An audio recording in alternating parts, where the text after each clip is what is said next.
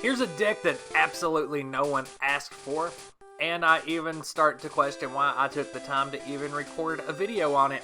But I did have so much fun playtesting this deck off of a really stupid idea that I had that I figured I would share.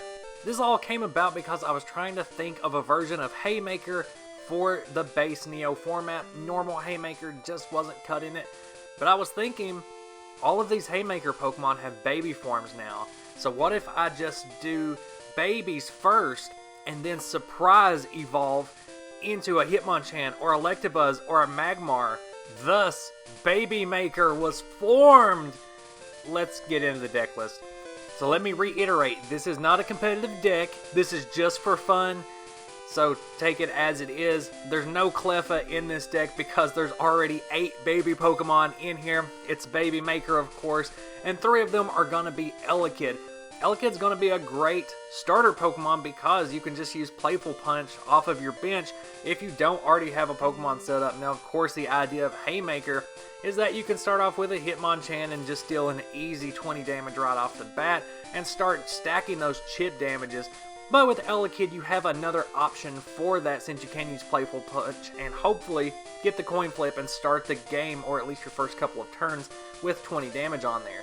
And if the need arises, you can evolve that Elekid into the new Neo Genesis Electabuzz, which has a very useful Swift attack. Now, 30 damage for 3 Lightning Energy isn't all that great, but you do have to consider that that Swift is going to hit through a Scrunch on Chansey, it's going to hit through opposing Magmar Smokescreens, it's going to blaze through a Blaine's Ponyta's Agility, it's even going to hit base set Mewtwo after it's used Barrier, and it's also going to ignore the effects of Metal Energy and the Barrier power on Mr. Mime. Now, your opponent may get suspicious what you're doing when you start putting energy on an Elekid, which is unheard of, but that's part of the fun of this deck is they're not gonna know what's going on, really. If you're just playing all babies and then suddenly you start to evolve them for seemingly no reason.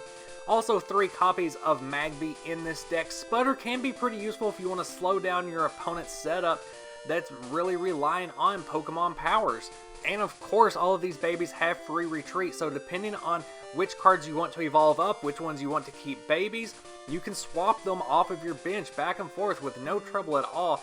So in some cases, you may also want to evolve up into Magmar. That Smokescreen attack is very helpful. Smog is extremely good, especially against opposing babies, because if you hit heads on that coin flip, then the baby's gonna get knocked out between turns because of poison. And speaking of threats to opposing babies, you have Tyrogan here, which can be very threatening on turn 1 if you want to lead with it against a Cleffa because of that Smash Punch. If you want to learn more about all of these baby Pokemon and how to use them in certain situations, I just did a video a few days ago, so go ahead and check that one out. And I'll be running 2 copies of Hitmonchan, which is the essential Haymaker Pokemon.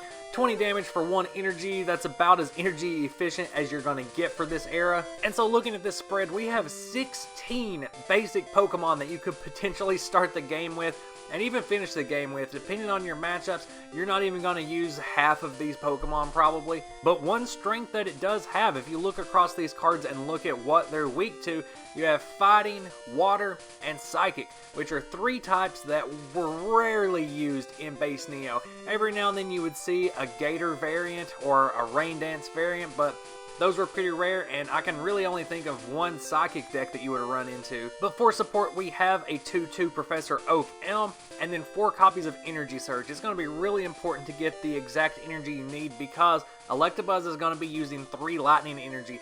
Magmar ideally is going to need 2 Fire Energy. You're going to need 1 Fighting Energy to use Hitmonchan's Jab. So Energy Search is going to be extremely helpful, but with a full playset, it's pretty easy to get the energy you need pretty quick, even early game. And if not, that's why we have Computer Search and Item Finder, so you can recycle these very essential trainers. Just recycling a Professor Oak is going to make sure you get at least one of those energy cards, or at least an Energy Search in your hand. It's all very reminiscent of that base set era Haymaker deck that was so popular, because you're also going to be utilizing cards like Gust of Wind and Double Gust to help pull out Pokemon that are vulnerable, that you can hit really hard and potentially get some easy knockouts.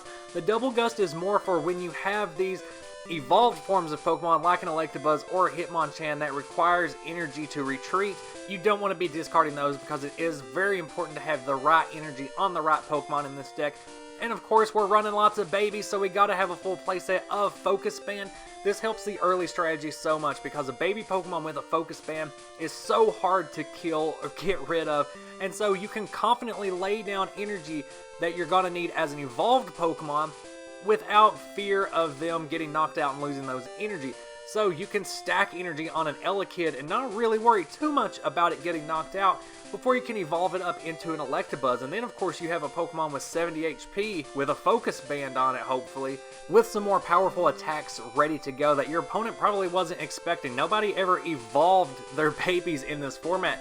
The only exception I can think of is maybe with Clefable Rogue variants. They would just evolve their Clefas up into Clefairies and then Clefables that way, but even then, a lot of people would opt to just play the Clefairies on their bench where they were safer. Pokemon Trader is also very helpful for your strategy since it is going to be playing baby Pokemon first and getting some energy stacked on them before surprise evolving into their basic Pokemon forms and then getting off some larger attacks that your opponent wasn't expecting. So to get the right Pokemon you need at the right time to pull off a great surprise attack against your opponent, depending on what type of deck they're playing, you're going to need Pokemon Trader, as well as Nightly Garbage Run and No Removal Gem. Even with the 2 copies of No Removal Gem, some energy removals are still going to happen, and so Nightly Garbage Run is going to be the way you're going to be getting those back into your hand. And of course, you're not always going to be able to draw or obtain the exact energy you need for the Pokemon that you're wanting to lead with, probably. So you can splash in some Rainbow Energy like I've done here, and that's only going to place 1 damage counter on your Pokemon. If they already have a Focus Sash on them, that's not that big of a deal because that 10 energy is not going to mean much if they could have been O-code the next turn anyway. The only situation you're not going to be able to use Rainbow Energy is if you've survived off of a Focus Sash and only have 10 HP left. Because Electabuzz requires the highest amount of specific energy, and because it's probably the most effective attacker late game, I'm going to be running 5 copies of Lightning Energy, 3 copies of Fire Energy, and 3 copies of Fighting Energy. So in conjunction with that full playset of Rainbow Energy, this is definitely enough energy unless your opponent is able to get rid of your No Removal Gems and just obliterate you with those energy removals, even though you can come back from that with cards like Nightly Garbage Run. And in some cases, you may want to opt for last instead of relying on No Removal Gem. It's just, there's so much going on with this deck already. I'd rather have 2 stadiums that can do the work of a full playset of last, but it is up to player preference, of course. You can also kind of mix and match the distributions of Pokemon in this deck. If you are having a lot of effective use out of Hitmonchan, maybe bump that Tyrogue line up to 3. You know, nothing's going to threaten a Wigglytuff or a Chansey like a Hitmonchan can. It's going all the way back to base set with that one. One card from the original Haymaker that just does not translate into other formats well is Plus Power.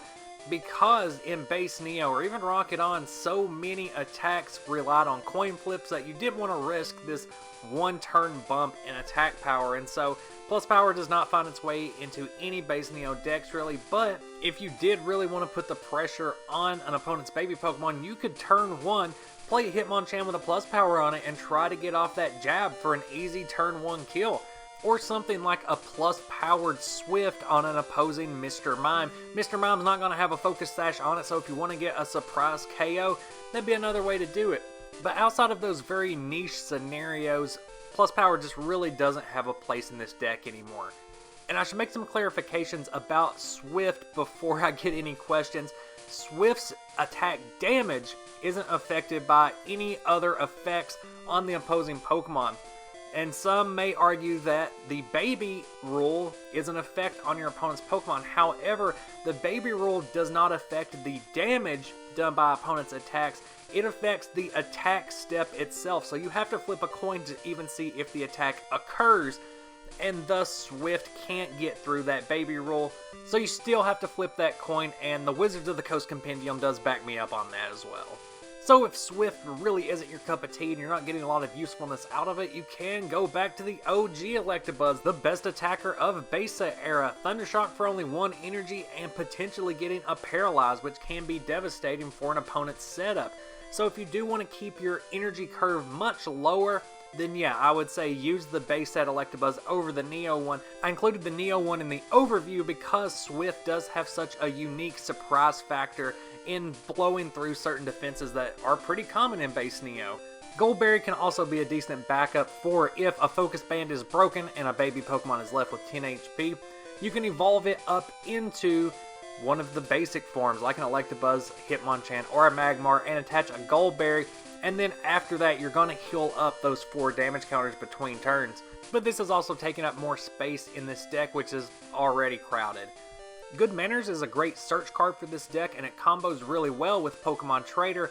However, I found while playtesting that I almost never used Good Manners because I almost always had a basic Pokemon in my hand that I didn't always want to play down to the bench to get it out of my hand so I could use Good Manners, and so I just cut it from the deck list altogether. But that's all I got for now. Throw those comments down below. Let me know what you thought about this dumb deck idea. Have you ever tried something similar to BabyMaker? What cards would you play differently?